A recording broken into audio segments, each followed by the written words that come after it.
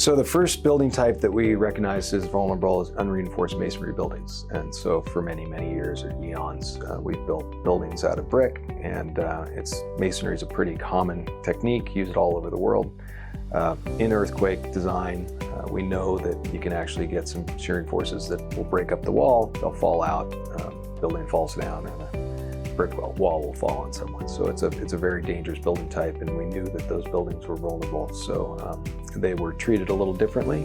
And then after some significant earthquakes, we had a bunch of special ordinances throughout the state to actually get them removed out of the building stock.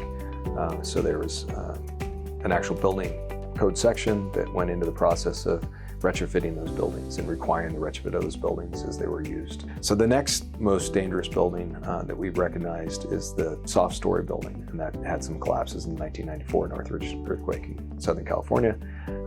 And those are apartment buildings that have really no lateral system at the base of the building. And so they tend to collapse on top of cars, but that collapse is obviously detrimental to the building above it. So that's the next round of work that we're doing in both jurisdictions and as an association culture. We're a group of us that volunteer, try to make the structural engineering world a little better place, and so try to guide some of that work that's done there. Then next up is the non-ductile reinforced concrete world.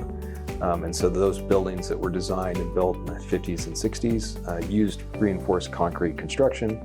But steel is pretty important, pretty expensive. And so the reinforcing steel wasn't necessarily as continuous and prevalent as it is today. And the reason being is we're learning that concrete, if it's not adequately tied together, it actually doesn't hold together. So it'll break apart when it sees tension, and then tends to fall apart a little bit. And these frame buildings can be a vulnerable actual collapse hazard. And so there's quite a few jurisdictions, primarily LA and San Francisco at this time, that are looking at that building stock and trying to take them out of the risk profile.